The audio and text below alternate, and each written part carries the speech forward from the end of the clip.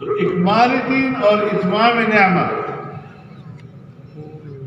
اکمال دین بے اعتبار تعلیمات کے، احکامات کے، اور اتمام نعمت پھر اس کتاب اور اس قرآن اور اس دین کے بطور اقتدار کے۔ شخصی زندگی میں آپ اس پر عمل کریں، یعنی آپ نے اس دین کو اپنی ذات پہ نافذ کر دیا۔ اجتماعی اور مملکتی زندگی پر آپ اس کو نافذ کریں جیسے اس دین کو آپ کو اقتدار ہے۔ اب ظاہر ہے کہ انسان کی دینی اور اسلامی زندگی کا آغاز شخصی زندگی سے عبادت و دیانت کی صورت میں ہوتا ہے۔ وما خلقت الجن والانس الا ليعبدون۔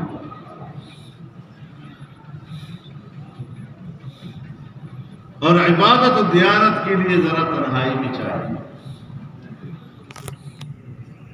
اس کے لیے پرسکون ماحول چاہیے۔ ماحول میں پراگندگی ہو تو نہ عبادت کا مزہ، نہ ذکر و اذکار کا مزہ۔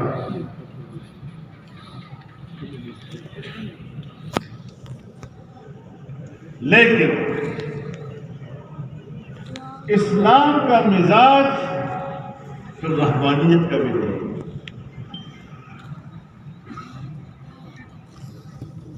جو اللہ تعالی نے آپ کو جو عبادت کی توفیق عطا کی، آپ کے دل کو اللہ نے دیانت سے بھر دیا، اور آپ تنہائی میں جا کر اس اللہ کے ساتھ رابطہ اور رشتہ قائم کرتے ہیں، اور ایک پرسکون ماحول اس کے لیے چاہیے۔ شخصی زندگی کی گرد آپ کا یہ پرسکون ماحول تقاضا کرتا ہے کہ اسی طرح کا پرسکون اور پرامن ماحول آپ پورے معاشرے میں عطا کریں۔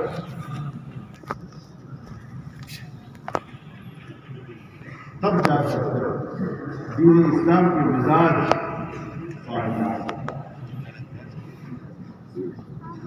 اس کو اقتدار میں لائیں، مملکتی زندگی میں لائیں۔ والذین ان مکناہم فی الارض اقاموا الصلاۃ وآتوا الزکاۃ وامروا بالمعروف ونہوا عن المنکر۔ یہ جو ہم لوگ امر بالمعروف اور نہی عن المنکر کی باتیں جس طرح پبلک کو سمجھاتے ہیں، اس کے لیے تو شریعت نے یا وعظ کا لفظ استعمال کیا ہے، یا نصیحت کا لفظ استعمال کیا ہے، یا دعوت کا لفظ استعمال کیا ہے۔ جب لفظ امر آئے گا معروف کے لیے، اور جب لفظ نہیں آئے گا منکر کے لیے، تو پھر اس کے پیچھے قوت کا ہونا ضروری ہے، اور قوت اس کا اقتدار ہے۔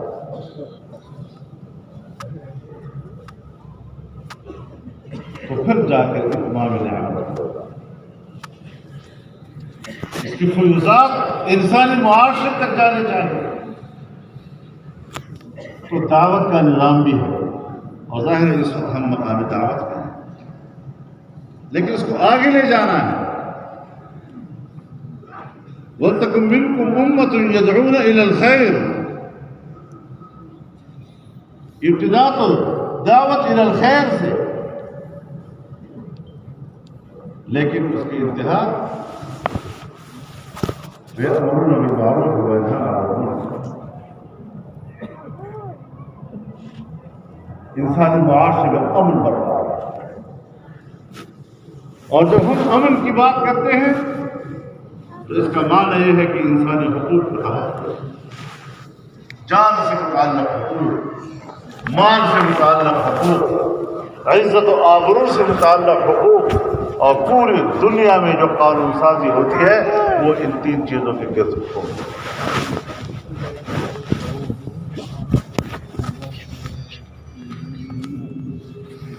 تو تخلیق انسان وہ تو عبدیت ہے کہ اللہ کے ساتھ آپ معاہدہ کریں کہ میں آپ کا بندہ ہوں، تو میرا رب ہے، تو معبود ہے، میں عبادت گزار ہوں۔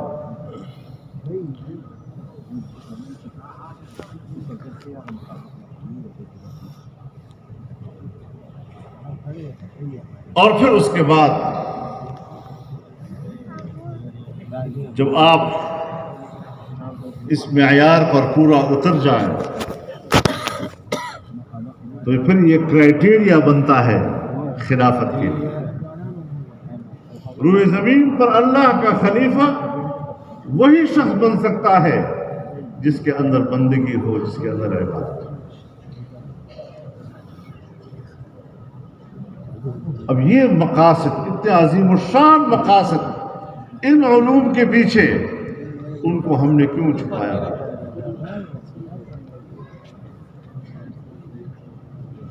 تاریخ اسلام کو پڑھا تو یہ جو اس وقت آپ کی زندگی ہے یہ تحصیل علم،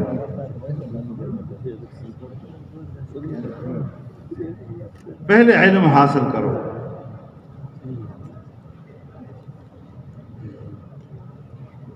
علم کے لیے بھی یکسوئی چاہیے۔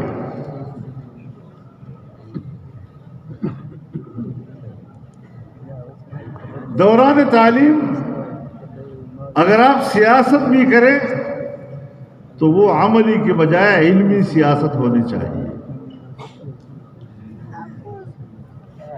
آپ مطالعہ کریں، آپ پڑھیں اپنے آپ اپنے اکابر کی کتابوں کو پڑھیں، اور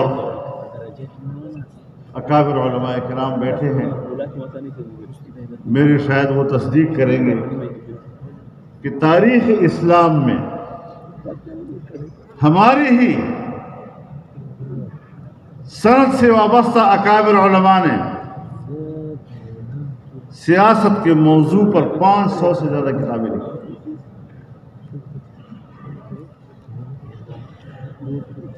لیکن ہمارے مدارس میں سب سے زیادہ زور وہ کتاب الطہارت پر ہوتا ہے۔ ششماہی تک ہم کتاب الطہارت ہی پڑھتے تھے مشکل سے،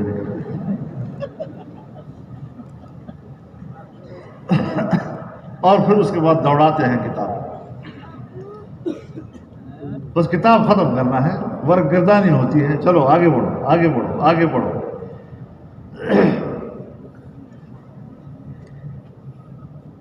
اس کی بھی اصلاح کی ضرورت ہے۔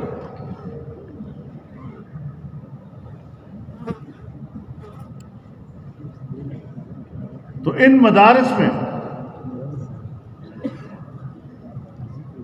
جو علوم آپ کو دیے جا رہے ہیں، ایک علم ہے تعلیم اور ایک ہے تربیت۔ جس طرح کا علم آپ نے حاصل کیا اسی انداز سے اپنی زندگی کو بھی اس پہ مرتب کرنا ہے۔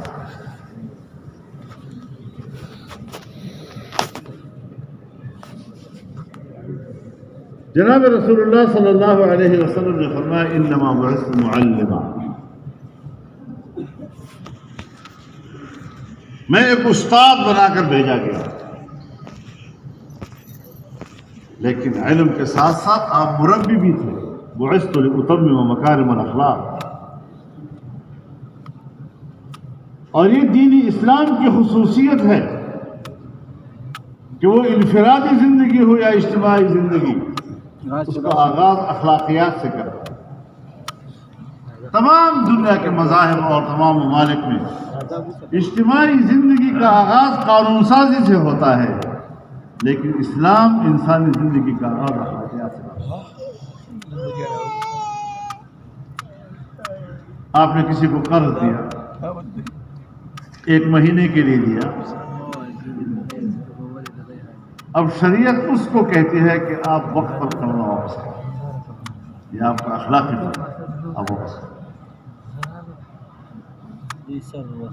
اگر اس کے پاس وقت پر قرضہ واپس کرنے کی قوت نہیں ہے تو پھر اللہ فرماتے ہیں مہلت دے دو، کوئی بات نہیں،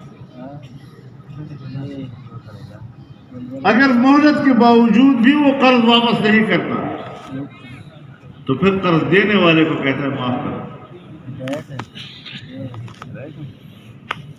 لیکن ایک طرف سے معاف نہیں کیا جا رہا، دوسری طرف سے ادائیگی نہیں کی جا رہی. یہاں سے پھر قانون